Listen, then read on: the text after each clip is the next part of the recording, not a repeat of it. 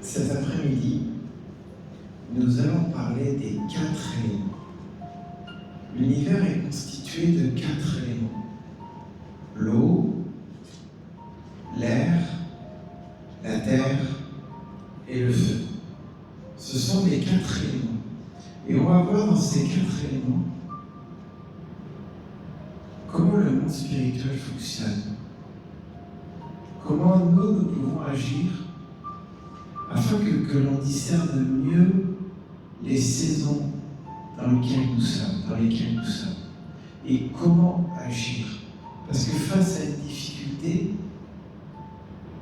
on peut s'agiter, mais il faut avoir la bonne stratégie pour répondre face à la difficulté. Et dans ces 4 éléments, Dieu intervient, mais le diable intervient aussi. Dieu est vainqueur. Jésus a tout vaincu. Jésus nous a donné l'autorité. Mais les lois du monde spirituel, on doit les respecter. Parce que c'est comme dans le monde physique. Ce n'est pas parce qu'on est chrétien, qu'on est sauvé, qu'on est spirituel, qu'on ne subit pas le poids ou la gravité. Les lois restent les mêmes. Les lois restent là. Et il est important de connaître ces lois pour pouvoir circuler, pour pouvoir avancer, pour pouvoir vaincre. Alors, Dieu a créé la terre. On le lit dans le premier verset de la Genèse. Dieu a créé la terre et le ciel. Au commencement, Dieu créa le ciel et la terre.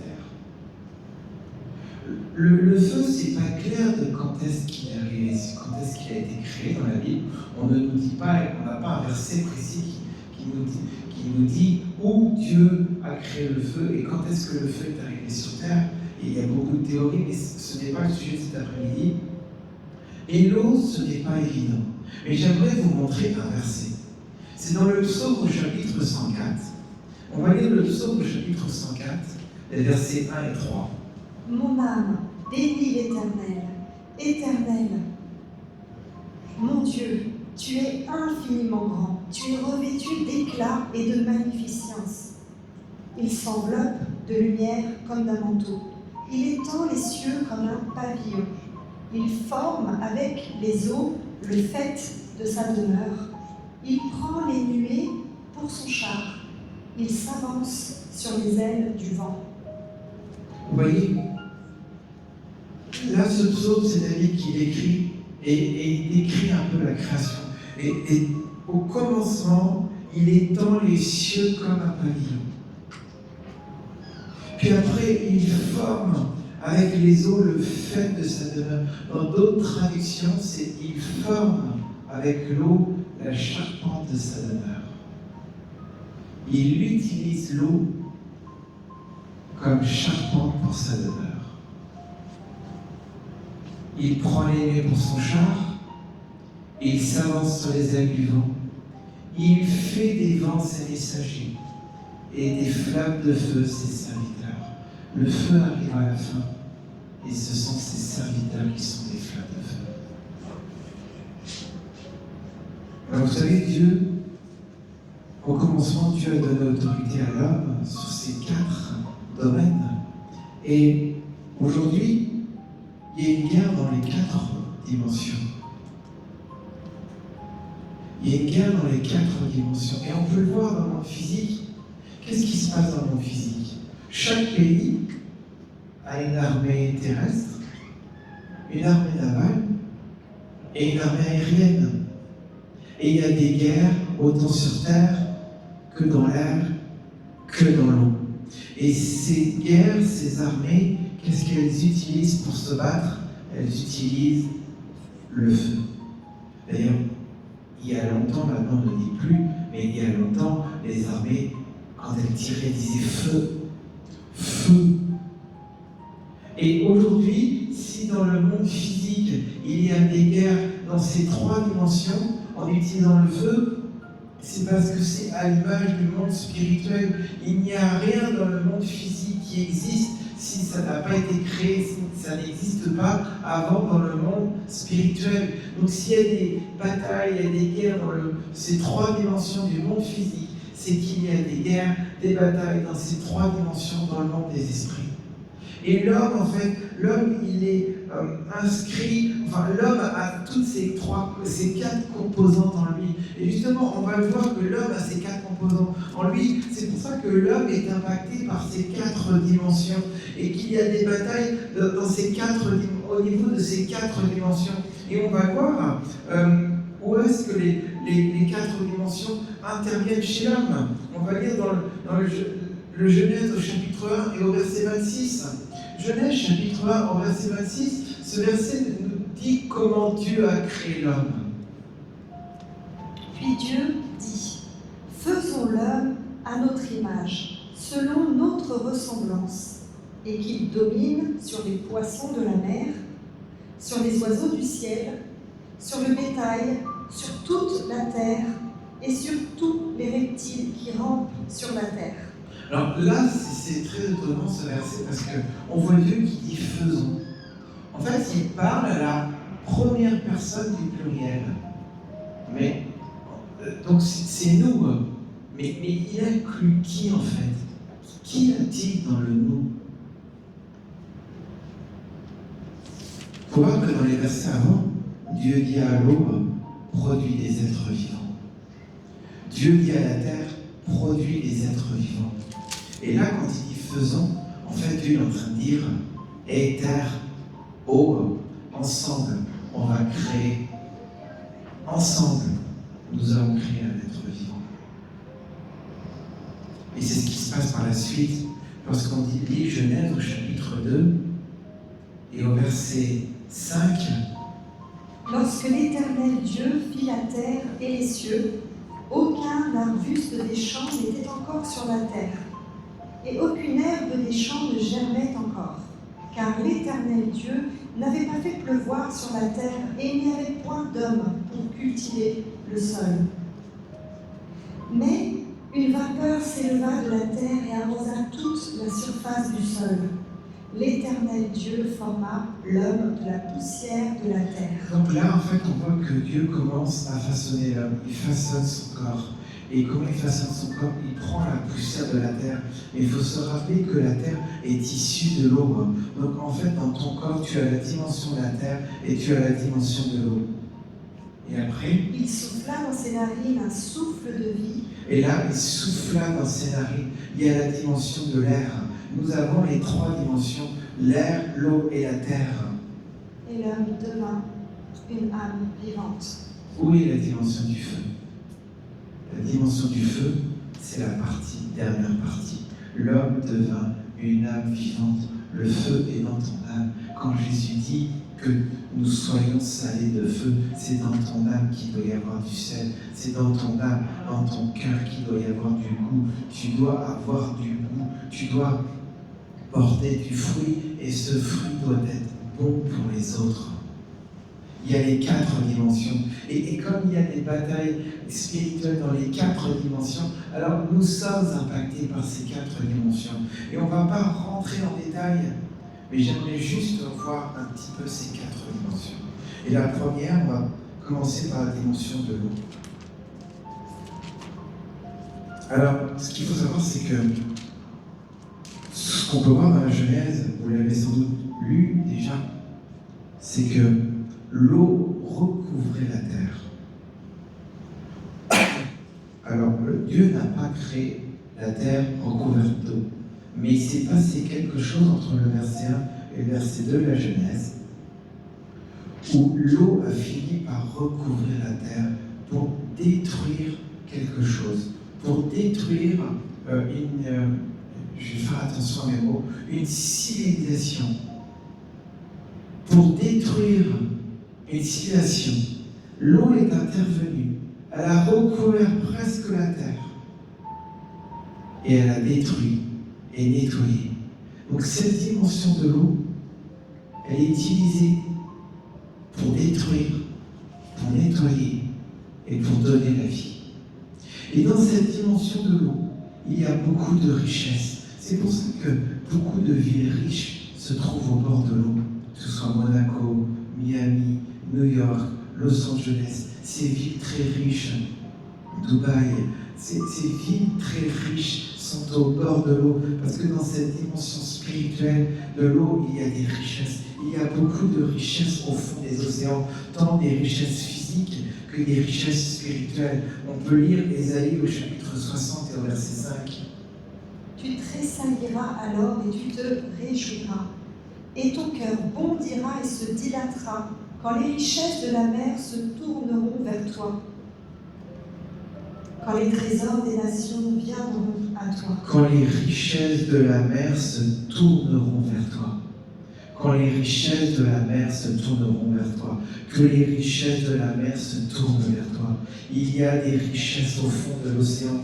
Il faut comprendre que c'est à la fois physique et à la fois spirituel. C'est un peu difficile à concevoir, mais il y a des richesses au fond de l'océan. Que ces richesses se tournent vers toi. Et les gens occultes savent très bien, ils savent très bien comment est-ce qu'on fait pour envoûter quelqu'un, pour lui voler ses richesses et les emmener au fond de l'océan, qu'elles soient captives au fond de l'océan, emprisonnées au fond de l'océan. Alors l'eau purifie, donne la vie et en même temps détruit. Ce qui fait que dans l'eau, il y a des mauvais esprits de destruction. Il y a d'ailleurs au fond de l'eau, comme dit les psaumes, il y a cet abîme, cette fosse. Combien de fois David dit, mais ne laisse pas mon âme aller jusqu'à la fosse qui est au fond de l'océan. Au fond de l'océan, il y a cette mort, cette fosse où les âmes qui n'ont pas reçu le salut sont en attente. Au fond de l'océan, il y a cette mort, et dans l'eau, il y a la destruction. Il y a des esprits de destruction. Le diable utilise des esprits marins pour détruire. Par exemple, on peut lire dans le chef des esprits marins, c'est le Léviathan. On va lire dans Ésaïe au chapitre 27. Ésaïe au chapitre 27 et au verset 1. Ésaïe au chapitre 27 et au verset 1, il y a une description du chef des mauvais esprits qui sont dans l'eau.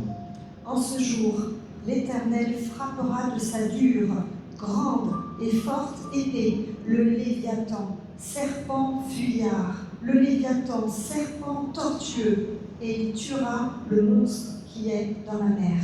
Voilà, le monstre qui est dans la mer, ce Léviathan. Il y a des esprits qui sont comme des serpents dans l'eau, des esprits. Et alors, les autres esprits, il y en a un certain nombre, mais il y a les sirènes. Les sirènes, vous savez, c'est pas que les gens qu'on voit dans la mythologie, où on parle de sirènes, comme c'est dans Ulysse, ils s'attachaient au mât des bateaux quand ils entendaient le chant des sirènes, parce que sinon ils étaient attirés par le chant des sirènes, et les sirènes les emmenaient au fond de l'océan. Ce n'est pas que la mythologie, vous savez, derrière la mythologie, il y a souvent des réalités spirituelles. Et ceux qui vont en Afrique ou en Amérique du Sud, en Amérique centrale, ils connaissent très bien les sirènes. Ce sont des esprits des eaux. Et lorsque quelqu'un a une sirène ou plusieurs sirènes en lui ou en elle, alors il y a cet esprit de séduction. Mais c'est plus qu'un esprit de séduction, c'est un esprit de destruction. Parce que la femme qui a une sirène ou l'homme qui a une sirène va attirer tout le monde, et tout le monde va vouloir la regarder, va vouloir le regarder, va vouloir avoir une relation avec lui, une relation sexuelle avec elle. Et cette personne qui a cet esprit de sirène, elle vole les finances, elle vole les richesses, elle vole les destinées. Et on a des exemples dans la parole de Dieu, on en a plusieurs, mais l'un des exemples les plus connus, c'est Samson et Dalila. Dalila, ce qu'il faut voir, c'est que ce sont les Philistins, les princes des Philistins sont allés voir Dalila pour essayer de connaître le secret de Samson. Dalila, elle a volé le secret de Samson. Mais le prince des Philistins, les Philistins avaient un dieu particulier. Leur dieu, d'après la parole de Dieu, s'appelait Dagon. Et si vous regardez sur internet, vous savez à quoi ressemble Dagon ? Dagon ressemble, il a une queue de poisson et il a un buste et une tête d'homme. Dagon était un dieu marin, c'est un dieu marin. Et les Philistins se sont dit, on va faire intervenir notre Dieu, on va faire intervenir un esprit marin pour détruire Samson. Dalila, la prostituée, va détruire Samson. elle va séduire et elle va aller lui voler son secret et sa destinée. Et Dalila, par force de pression, a réussi à obtenir de Samson son secret. Pourquoi il avait cette force? Et une fois qu'elle a eu le secret, elle a révélé aux Philistins qui ont détruit la vie de Samson, qui ont détruit sa destinée. Elle lui a volé sa vie, elle lui a volé sa destinée, elle lui a volé son étoile. Ça, c'est l'action des esprits marins. Ils volent, ils détruisent, ils emmènent au fond de l'eau. Au fond de l'eau, il y a la mort. Et vous savez que Dieu a aussi des anges dans l'eau. Il y a les anges des eaux. Est-ce que vous connaissez la parole de Dieu? On peut lire Apocalypse au chapitre 16, versets 5 à 7. Dieu a des anges dans l'eau et il y a des combats dans l'eau entre les esprits, les mauvais esprits des eaux et les anges de Dieu qui sont dans l'eau. Apocalypse au chapitre 16, versets 5 et 7. Et j'entendis l'ange des eaux qui disait, tu es juste, toi qui es et qui étais, tu es saint, parce que tu as exercé ce jugement. Car ils ont versé le sang des saints et des prophètes, et tu leur as donné du sang à boire. Ils le méritent. Et j'entendis un autre ange qui, de l'autel, disait, oui, Seigneur, Dieu Tout-Puissant, tes jugements sont véritables et justes. Vous avez vu? Et j'entendis l'ange des eaux qui disait, l'ange des eaux qui disait, l'ange des eaux. Et il y a un autre passage dans la Bible qui parle des anges des eaux. Alors vous connaissez certainement cette histoire. Beaucoup de monde la connaît. Jean au chapitre 5. Jean au chapitre 5, versets 2 et 4. Or, à Jérusalem, près de la porte des brebis, il y a une piscine qui s'appelle en hébreu Bethesda et qui a 5 portiques. Sous ces portiques étaient couchés en grand nombre des malades, des aveugles, des boiteux, des paralytiques qui attendaient le mouvement de l'eau, car un ange descendait de temps en temps dans la piscine et agitait l'eau. Et celui qui y descendait le premier, après que l'eau avait été agitée, était guéri, quelle que soit sa maladie. Vous voyez, il y a une piscine dans laquelle un ange venait de temps en temps bouger l'eau. Le premier qui allait dans cette piscine était guéri. L'action de Dieu dans l'eau. Dieu utilise l'eau pour purifier. L'eau, autant peut détruire, peut tuer, autant l'eau peut purifier. C'est par les eaux du baptême c'est dans l'eau que l'on se fait baptiser. On peut lire dans la deuxième épître de Pierre, au chapitre 3, versets 5 et 7.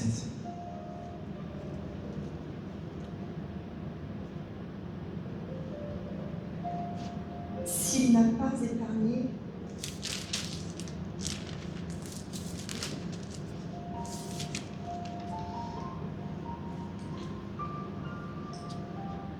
Pierre 3, versets 5 et 7. 1 Pierre 3, verset 21. Cette eau était une figure du baptême, qui n'est pas la purification des souillures du corps, mais l'engagement d'une bonne conscience envers Dieu, et qui maintenant vous sauve, vous aussi, par la résurrection de Jésus-Christ. Voilà la puissance de l'eau. Alors, il n'y a aucune, je fais attention à elle, il n'y a aucune puissance dans l'eau. Quoique. Mais Dieu utilise la dimension de l'eau. Et c'est dans cette dimension que l'on se fait baptiser. C'est pas dans la dimension de la terre. C'est pas dans la dimension de l'air. C'est pas dans la dimension du feu. Il y a des gens cultes qui baptisent dans la dimension du feu ou qui baptisent dans la dimension de la terre. Dieu utilise l'eau. On est baptisé dans l'eau. Encore un autre exemple de l'intervention de la dimension de l'eau dans la parole de Dieu, c'est l'histoire du Gadarénien. Vous connaissez son histoire? Il avait une légion de démons en lui. Est-ce que vous savez ce qui s'est passé juste avant que Jésus le rencontre? Il était dans la barque avec ses disciples, et il y avait une tempête, une grosse tempête. Jésus y dormait, mais les autres s'inquiétaient. Et Jésus a arrêté la tempête. Il a montré qu'il avait l'autorité sur la dimension de l'eau. Et il a traversé le lac, il a été voir le Gadarénien, et quand il a délivré, les esprits sont partis dans les pourceaux qui sont retournés à l'eau. Cette histoire nous dit que ce Gadarénien, très certainement, il était le chef économique de cette région. Parce que la dimension de tous ceux qui font intervenir la dimension de l'eau, ils font intervenir souvent l'économie, la richesse. Ce Gadarénien, il était très certainement le chef économique de la région. C'est pour ça que les gens ont chassé Jésus. Parce qu'ils se sont dit, mais attends, tu es en train de détruire notre chef économique, qu'est-ce qu'on va devenir? Et les esprits qui étaient derrière, c'était des esprits d'eau. Ils sont retournés dans l'eau. Et Jésus, il a montré juste avant qu'il avait autorité sur cette dimension, puisqu'il a lui-même arrêté la tempête. Pour voir encore un autre exemple, c'est dans Exode chapitre 7. Exode chapitre 7, c'est l'histoire de Moïse. Vous savez, à un moment, Dieu envoie Moïse libérer le peuple des Hébreux du pays d'Égypte. Mais il ne va pas le libérer d'une manière immédiate. Il va d'abord faire intervenir 10 plaies pour juger l'Égypte et Pharaon. Et ce qu'on peut voir, c'est qu'à un moment, l'Éternel dit quelque chose à Moïse. Exode chapitre 7, versets 14 et 15. L'Éternel dit à Moïse, Pharaon a le cœur endurci. Il refuse de laisser aller le peuple. Va vers Pharaon dès le matin. Il sortira pour aller près de l'eau, et tu te présenteras devant lui au bord du fleuve. Tu prendras à ta main la berge qui a été changée en serpent.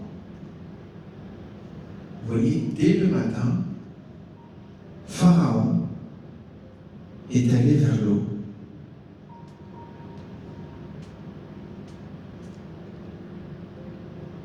Vous imaginez Pharaon?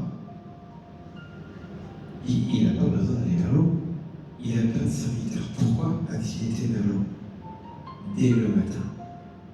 Le lendemain même où la verge de Moïse a mangé la verge de ses sorciers. Qu'est-ce que Pharaon est parti faire vers l'eau dès le matin? Il est allé renforcer son pouvoir en culte. Il était parti faire un acte de sorcellerie et Dieu a dit à Moïse, va intervenir avant qu'il fasse quelque chose avec le Nil, avant qu'il libère certains esprits du Nil sur le peuple, sur les Hébreux.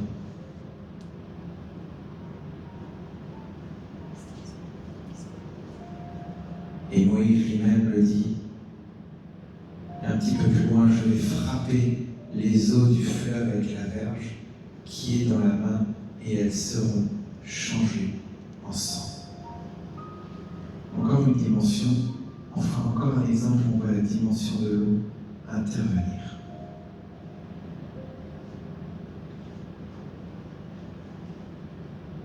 On passe à la dimension de la terre. Alors, le chef de l'armée, le chef des mauvais esprits terrestres, c'est le Béhémoth. Il s'appelle le Béhémoth. Et vous savez, la terre, notre corps est constitué de poussière. Et souvent, les esprits terriens, ils agissent au niveau du corps, les maladies, les infirmités, la fatigue, les maladies, les infirmités, la fatigue. Et on peut voir quelques exemples, on va voir quelques exemples où cette dimension intervient. C'est dans Exode chapitre 9, versets 8 et 9. À nouveau, c'est les 10 plaies d'Égypte. Moïse intervient Et il y a une plaie qui va intervenir au niveau de la dimension terrestre. L'Éternel dit à Moïse et à Aaron, remplissez vos mains de cendres de fournaise, et que Moïse la jette vers le ciel, sous les yeux du Pharaon. Elle deviendra une poussière qui couvrira tout le pays d'Égypte, et elle produira dans tout le pays d'Égypte, sur les hommes et sur les animaux, des ulcères formés par une éruption de pustules. Vous voyez la dimension terrestre. Moïse fait intervenir la poussière du sol. Et comment ça se répercute sur les Égyptiens? Ils ont des ulcères, ils ont une maladie. C'est vraiment lié à la maladie. Cette dimension terrestre est liée à ton corps. Et on peut la comprendre d'une autre façon. Souvent, cette dimension terrestre, on peut voir qu'en terre promise, il y avait 7 peuples. 7 peuples que les Hébreux devaient éliminer. Et ces 7 peuples, quand on lit les noms hébreux, on retrouve les 7 grandes branches, les 7 maladies classiques, enfin les 7, on va dire, branches de maladies que l'homme peut avoir.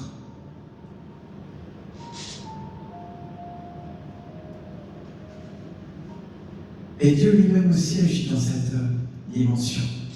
Vous savez comment il agit? Par le lion de la tribu de Juda. Dieu domine la terre aussi. Dieu est sur terre. Et Dieu combat dans cette dimension sous la forme d'un lion.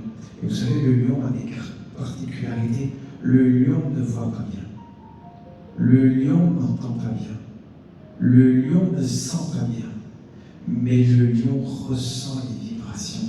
La moindre petite vibration à des kilomètres, il la ressent dans ses pieds, dans son être. En fait, le lion, c'est le roi des animaux avec cette crinière. Il est le symbole de la majesté de Dieu.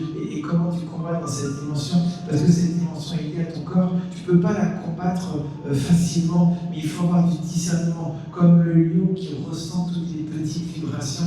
Et il sait si à 2 ou 3 kilomètres, il y a un autre lion qui est rentré, ou il y a un éléphant qui est rentré, soit il choisit d'intervenir, soit il laisse faire, mais il le sait, il discerne, il sent au loin, il discerne les animaux qui rentrent, et dans cette dimension, on a besoin de discernement pour ressentir, pour savoir ce qui se passe. Qu'est-ce qui se passe dans cette dimension? Jacob, c'est un autre exemple, mais Jacob, lui, a été en contact avec un ange terrestre quand il était, je ne sais pas si vous vous souvenez, il fuyait son frère et sur la route, il décide de s'endormir. Et en pleine nuit, il a un songe, il voit une échelle avec des anges qui montent et qui descendent. Ce sont des anges liés à la dimension de la terre. Qu'il y ait des songes dans votre vie, que vous rencontriez ces anges terrestres, ces anges qui vous accompagnent.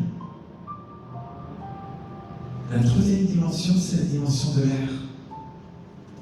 Alors, on peut lire dans Éphésiens 2, dans la dimension de l'air, c'est le diable qui règne directement.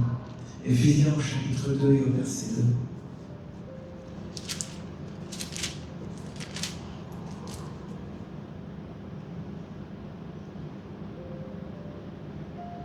Éphésiens au chapitre 2 et au verset 2. Je vais lire aussi le 1, c'est pour ça.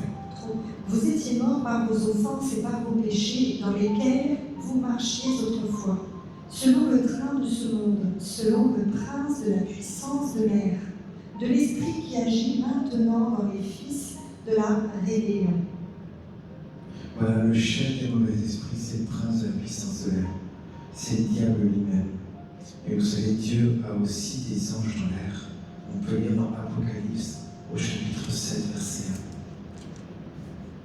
1. Apocalypse 7, verset 1. Après cela, je vis 4 anges debout aux 4 coins de la terre. Ils retenaient les 4 vents de la terre afin qu'il ne souffle point de vent sur la terre, ni sur la mer, ni sur aucun arbre. Voilà. Vous voyez, il y a des anges qui sont sont là, qui sont attachés au vent. Vous imaginez, on a vu des anges attachés à l'eau, on a vu des anges attachés à la terre, et des anges attachés au vent. Il y a d'autres endroits qui nous disent qu'il y a des anges qui sont attachés, qui sont liés aux nuages, à la neige. En fait, tout élément de la création, il y a des anges qui sont derrière et qui font tourner cette création, qui vérifient en permanence que la création fonctionne correctement, que la Terre continue de tourner autour du Soleil, que le système solaire continue de tourner, que la nuit revient, que le jour revient, que la pluie tombe en son temps. Vous imaginez tout ce qui se passe dans le monde des esprits que l'on ne voit pas. Et pourtant, nous avons aussi une dimension dans l'air. Notre corps est attaché à la terre, est attaché à l'eau, mais notre esprit, ce qui se passe dans notre cerveau, est attaché à la dimension de l'air. Et en fait, dans l'air, le combat qu'il y a dans l'air, c'est tous les combats avec la sorcellerie, la manipulation, le contrôle qui est lié à ta conscience. Dans l'air, aujourd'hui, il y a des combats, vous voyez les guerres d'aujourd'hui, ce sont des guerres de drones, des guerres de satellites. Mais vous savez, s'il y a des drones physiques, c'est parce qu'avant tout, il y a des drones spirituels.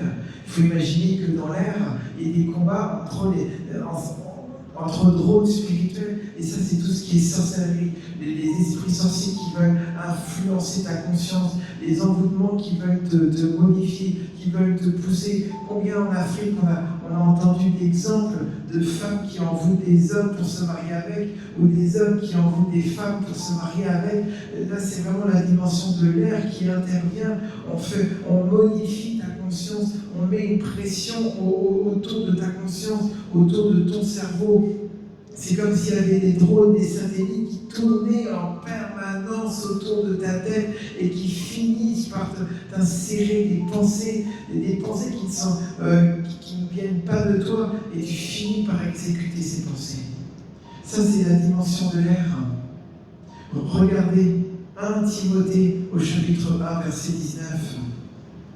En gardant la foi et une bonne conscience. Que tu combattes le bon combat en gardant la foi et une bonne conscience. Cette conscience, quelques-uns l'ont perdue et ils ont fait naufrage par rapport à la foi. Naufrage par rapport à la foi parce qu'ils ont perdu la bonne conscience. On entend souvent le bon combat de la foi. En fait, ce n'est pas le bon combat de la foi, c'est le bon combat de la conscience. Les gens qui perdent la foi, c'est parce qu'ils n'ont pas bien combattu dans la conscience. C'est pas là, il ne faut pas combattre pour la foi. La foi est un don de Dieu. Alors oui, c'est à toi de fortifier ta foi en lisant la parole de Dieu, en croyant ce qu'il y a de marqué. Mais le combat provient avant tout dans la conscience. Et dans la conscience, il y a tout ce que tu entends du monde extérieur, mais il y a tout ce que tu entends du monde spirituel qui est autour de toi. Les esprits sorciers, les esprits de contrôle, de manipulation qui sont autour de toi. J'espère que vous n'en avez pas, mais on le sait aujourd'hui que les gouvernements et toutes sortes d'élites utilisent cette dimension pour pouvoir te manipuler. Et d'ailleurs, c'est comme ça que ça fonctionne. Quand on passe d'une région à une autre, on se rend compte que dans une région, les gens font d'une manière, on change de région, et les gens font d'une autre manière. Qu'est-ce qui fait qu'entre deux régions, la manière change? Mais c'est parce qu'en fait, à un certain côté, il y a du contrôle, il y a des pensées d'une certaine façon, et un petit peu plus loin, le contrôle est différent, la façon de penser est différente. Ça, c'est la dimension de l'air. Dans la dimension de l'air, c'est là où il les attaque dans les rêves, dans les pensées, les maladies mentales. Ça, c'est le combat dans les airs. Vous savez, ton cerveau est comme une antenne spirituelle. Là aussi, il faut imaginer, il faut bien comprendre que tout ce que tu vois dans le monde physique est à l'image de ce qui se passe dans le monde spirituel. Si aujourd'hui tu es envahi d'antennes 5G qui diffusent des ondes en permanence, qui polluent ton cerveau, qui te polluent, qui polluent ton corps, c'est que dans le monde spirituel, il y a beaucoup d'antennes qui envoient beaucoup d'informations et ton cerveau est une antenne spirituelle. Si ton cerveau a été bouché par il y a différents processus pour boucher l'antenne spirituelle de ton cerveau, des processus chimiques, des processus avec des ondes, des processus mécaniques. Alors tu ne ressens pas forcément, mais si ton antenne est débouchée, alors tu reçois toutes ces informations.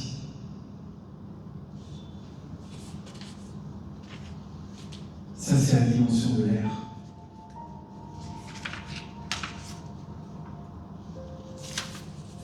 On va lire Exode au chapitre 10, verset 22. Exode au chapitre 10, verset 21-22. Un exemple de combat dans la dimension de l'air. C'est à nouveau dans les 10 plaies d'Égypte. Exode au chapitre 10, verset 21-22. L'Éternel dit à Moïse, étends ta main vers le ciel, et qu'il y ait des ténèbres sur le pays d'Égypte, et que l'on puisse les toucher. Moïse étendit sa main vers le ciel, et il y eut d'épaisses ténèbres dans tout le pays d'Égypte pendant 3 jours. Voilà un combat dans la dimension de l'air. Vous imaginez ce qu'elle marquait? Les ténèbres étaient si épaisses qu'on pouvait les toucher. Quand on a une nuit noire, très noire, c'est noir, mais tu ne ressens rien. Là, les ténèbres étaient si épaisses que quand tu mettais ta main, je ne sais pas ce qu'il ressentait, peut-être un fluide qui vole, peut-être une poussière permanente, je ne sais pas ce qu'il ressentait, mais les ténèbres étaient si épaisses qu'il les ressentait. Ça, c'est un combat dans la dimension de l'air. Alors aujourd'hui, sur les réseaux, je ne sais pas si vous regardez, certains alertent que ces 3 jours de ténèbres vont très certainement arriver un jour. Il y a un certain nombre d'influenceurs qui alertent, qui annoncent. Je ne m'exprimerai pas là-dessus. Est-ce qu'ils reviendront ou pas? Nous verrons bien. Lorsque dans les rêves, tu vois des abeilles, des frelons qui t'attaquent, peut-être que vous avez déjà fait ce genre de rêve, que tu te vois poursuivi par des frelons, que tu te caches. Ça, c'est un combat dans la dimension de l'air. C'est qu'il y a un esprit sorcier qui veut essayer de t'atteindre. Ou alors, dans un rêve, tu vois un chien qui est à poids dessus et qui veut essayer de te mordre. Ça, c'est encore un combat dans les airs. Les sorciers s'accrochent aux oiseaux de proie et ils se baladent et ils passent d'un endroit de la terre à un autre pour pouvoir atteindre les gens. On va passer au quatrième dimension qui est la dimension du feu. Cette dimension est particulière parce que Dieu a créé des animaux sur terre, Dieu a créé des animaux dans l'air, Dieu a créé des animaux dans l'eau, mais on voit nulle part que Dieu a créé des animaux dans le feu. Pourtant, visiblement, aujourd'hui, de ce que j'ai lu sur Internet, il y aurait quelques espèces qui arriveraient à vivre, on va dire, un temps dans le feu. Certaines bactéries. Bon.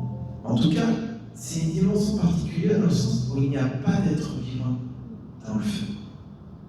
Bon. Et on ne sait pas quand est-ce que Dieu a libéré le feu sur terre. Tout ce qu'on sait, c'est qu'aujourd'hui, le monde nous fait croire que le feu, c'est mauvais. Parce que le feu, c'est les incendies, c'est la chaleur. Ça, c'est quelque chose de très récent dans l'histoire que le feu, c'est négatif. Dans les 6000 ans depuis que Adam a été créé, le feu a toujours été considéré comme un élément positif. Parce que le feu éclaire, le feu chauffe, le feu permet de cuire la nourriture, le feu permet de protéger, le feu permet d'éloigner les animaux sauvages. En fait, le feu était un élément positif, c'était vachement utile. Aujourd'hui, on nous dit, ouais, le feu c'est dangereux, mais c'est juste dans l'ère moderne de la conception. Mais le feu purifie, le feu nettoie. Quand, dans la parole de Dieu, quand il y avait des idoles, tu nettoyais tout par le feu. Quand il y avait quelque chose qui était sale, tu le brûlais. Quand tu avais besoin de te réchauffer, tu utilisais le feu. Quand tu avais besoin de manger, tu utilisais le feu. Et tous les jours dans le tabernacle, ils brûlaient des parfums. Ils n'envoyaient pas des parfums en l'air. Ils ne mettaient pas des parfums dans la terre. Ils ne mettaient pas des parfums dans l'eau. Ils brûlaient des parfums. Et ce sont, devant l'Éternel, ce sont des prières, ce sont comme des fumées qui nous montent vers l'Éternel. Ce ne sont pas des eaux qui montent vers l'Éternel. Ce n'est pas la terre qui monte vers l'Éternel. Ce sont des fumées qui viennent vers l'Éternel.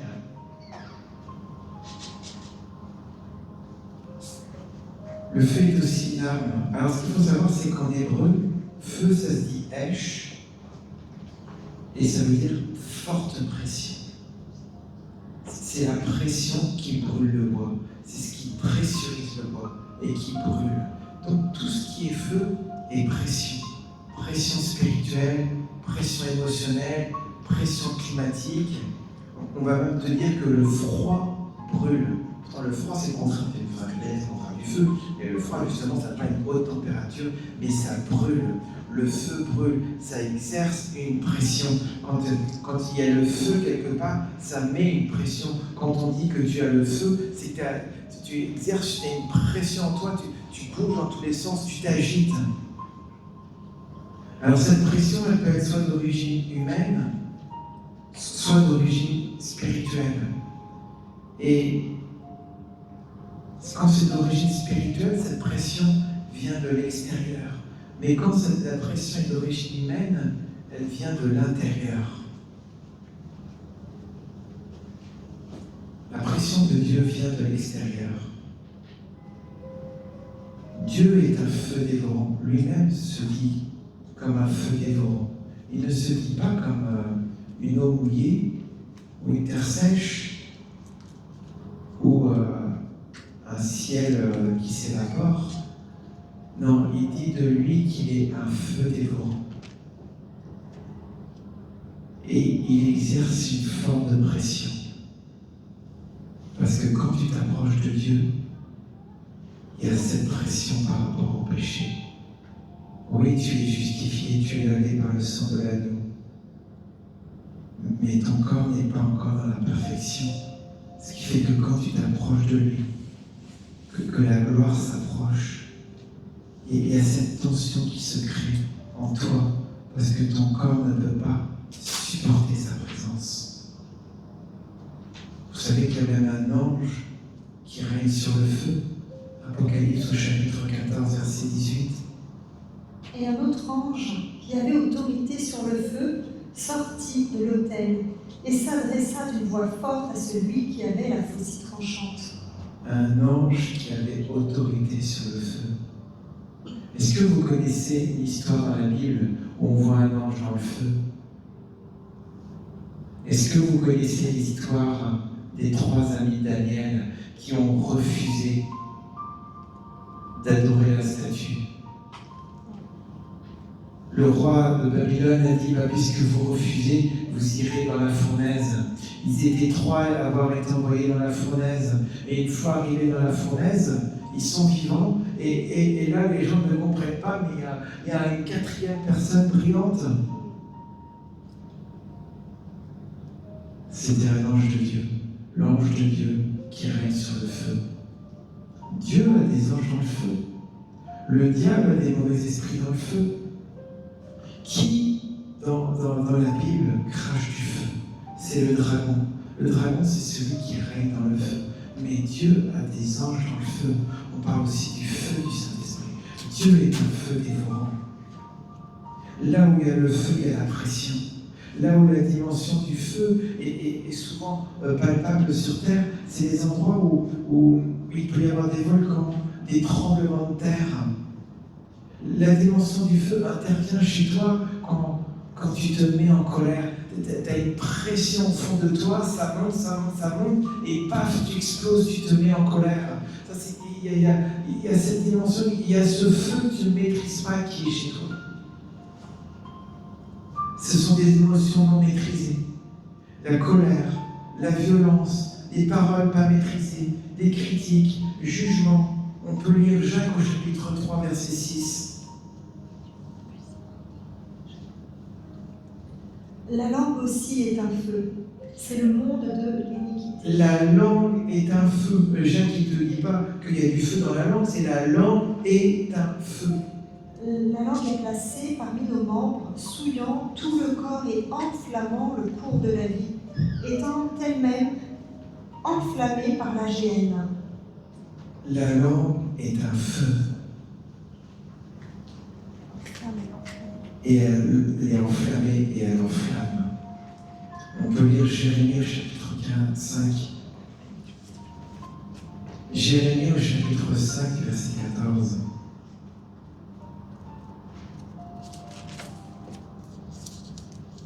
Vous remarquerez, et c'est juste comme ça, que dans les régions où il y a des tremblements de terre, dans les régions où il y a des volcans, les gens souvent sont très émotionnels, et dans certaines de ces régions, on leur apprend à se contrôler plus que dans d'autres régions. C'est parce que cette dimension du feu est présente plus qu'ailleurs. Jérémie au chapitre 5, verset 14. C'est pourquoi ainsi parle l'Éternel, le Dieu des armées, parce que vous avez dit cela. Voici, je veux que ma parole dans ta bouche soit du feu, et ce peuple du bois, et que ce feu les consume.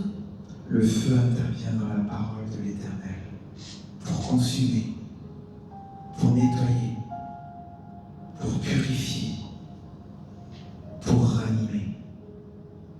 Ça, c'est la dimension du feu. Et parce que tu es esprit, âme et corps, Dieu te demande aussi d'intervenir dans cette dimension. Parce que les combats se font dans les 4 dimensions. Dieu a demandé à l'homme de conquérir le monde.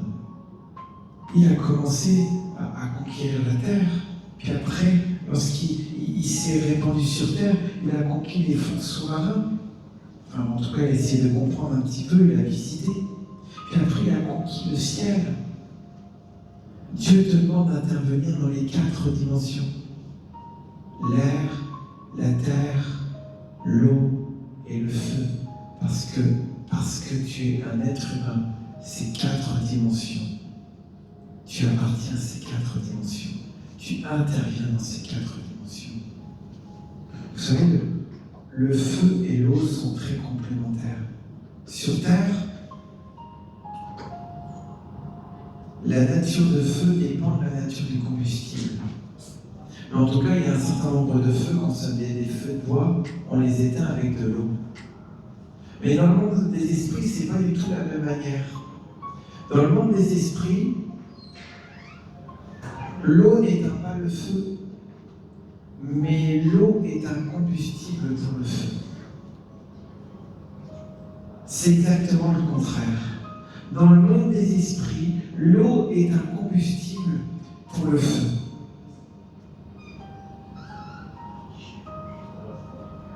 D'ailleurs, si on prend un exemple dans une relation de femme, l'eau est un nom masculin en hébreu.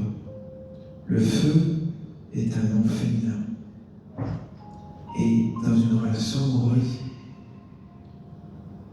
une femme enflamme, on va dire, enflamme un homme. Et l'homme, lui, il alimente le feu de la femme. C'est un peu ça aussi une relation amoureuse. L'eau alimente le feu. L'eau alimente le feu. Sur terre, L'eau éteint le feu. Dans le monde des esprits, l'eau alimente le feu. L'eau de la parole va alimenter ton feu pour Dieu. L'eau de la parole, c'est elle qui va te transmettre la compréhension, la connaissance, la puissance pour agir correctement, avec sagesse. On peut le voir, peut-être que vous connaissez l'histoire d'Élie. Élie, face au prophète de Baal et d'Astarté, sur le mont Carmel. Je ne sais pas si vous vous souvenez, mais sur le mont Carmel, Élie a construit un autel. Et vous savez ce qu'il a fait avant d'invoquer le feu de Dieu? Il a commencé par arroser et verser de l'eau. Verser de l'eau. Verser de l'eau. Et après, il a prié l'Éternel. Le feu est tombé. Et le feu a aspiré l'eau et a brûlé l'eau. Parce que dans le monde des esprits, le feu est alimenté par l'eau.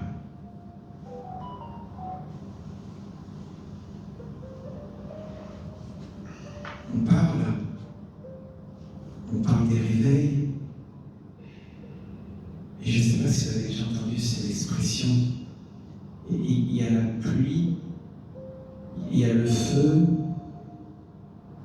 Seigneur, envoie ta pluie, réveille-nous. Seigneur, envoie ton feu. C'est des paroles de la Bible que l'on emploie. Mais des fois, on emploie le mot pluie, des fois le mot feu. Pourquoi est-ce qu'on emploie les deux?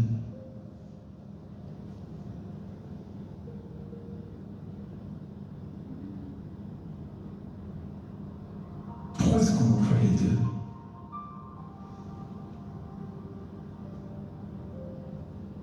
Le feu réveille ton esprit. C'est lui qui va t'amener à la repentance. C'est lui qui va t'amener à demander pardon. La pluie, quand la pluie arrive, quand l'eau arrive, la terre donne son fruit. C'est le réveil de la terre. C'est le réveil de la prospérité. Quand tu commences à te repentir, parce que le feu est passé, la pluie arrive, la prospérité, l'abondance arrive, les fruits arrivent. Ça, c'est comme ça que fonctionne un réveil. Et malheureusement, dans certains pays, comme en Europe, on ne pense qu'à la pluie. On a l'abondance, mais il n'y a pas de repentance. Il n'y a pas de cœur changé.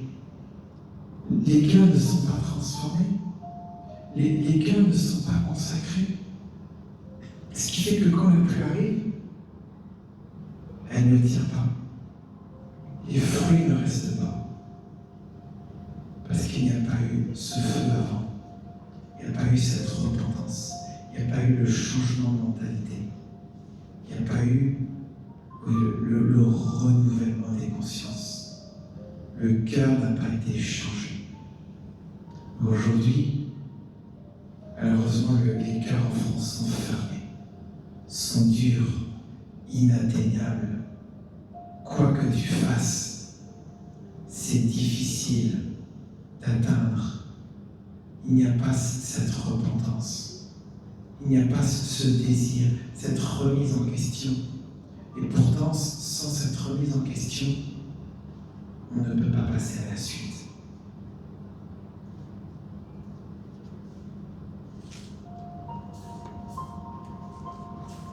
Et le Seigneur te dit dans Marc au chapitre 9 et verset 49,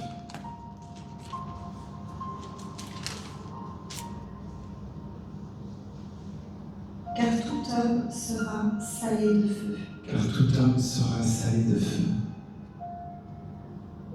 Tu dois être salé de feu. Tu dois être salé de feu. Salé de feu. Le sel a du goût. Le sel donne la saveur. Ici, dans le monde des esprits, c'est ton feu qui donne de la saveur.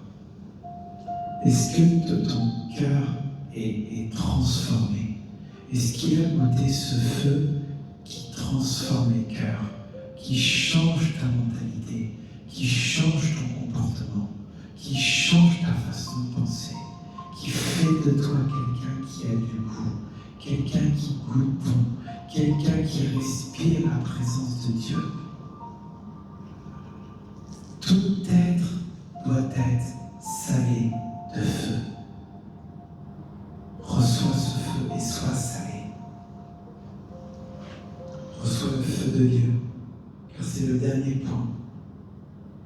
Dieu est un feu dévorant, mais comme il a mis en garde, attention aux feux étrangers. Le diable a aussi des feux étrangers.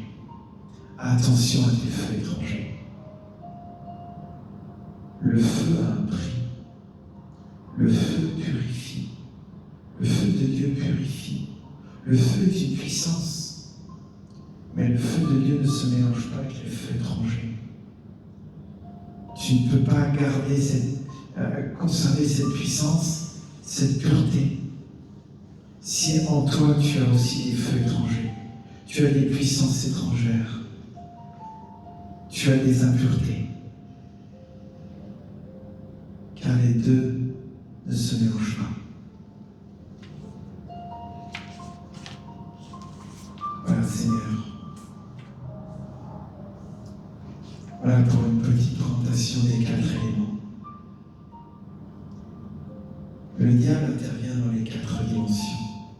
Mais Dieu intervient dans les 4 dimensions. Et parce que tu es un être humain, il t'est demandé d'intervenir dans les 4 dimensions. Parce que de toute façon, les 4 dimensions interviennent en toi.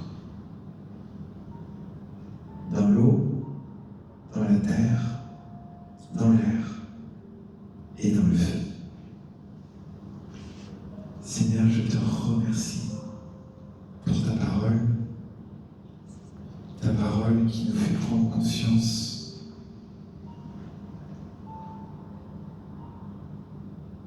du fonctionnement du monde des esprits et du monde sur terre. On a tellement besoin de toi, Seigneur. Tellement besoin de toi. Il est écrit dans la parole de Dieu, mon peuple périt faute de connaissance. Il n'est pas écrit, mon peuple périt faute de louange, ou mon peuple périt faute de prière, ou mon peuple périt faute de consécration. Il est écrit, mon peuple périt faute de connaissance. Seigneur, comble notre ignorance.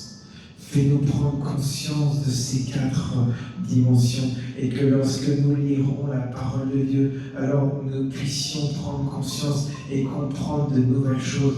Je veux vraiment libérer un esprit de sagesse et de révélation sur vous. Et sur vous qui nous écouterez après sur les réseaux, maintenant recevez un esprit de sagesse et de révélation en sa connaissance afin qu'il illumine les yeux de votre cœur. Qu'il illumine les yeux de votre cœur. Que vous puissiez voir, contempler la gloire de Dieu, contempler le royaume de Dieu, contempler sa présence.